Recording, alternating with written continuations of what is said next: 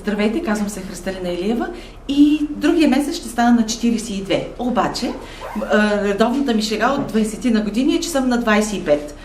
Само, че последните тук месеци осъзнах, че реално, емоционално се чувствам на 25, но тялото ми не е точно на 25 и реших да положа грижи за него. Затова дойдох в Клубчар, заедно с съпруга си посещаваме клуба. Децата ни са много ентусиазирани също от това, което виждат, че се случва с нас.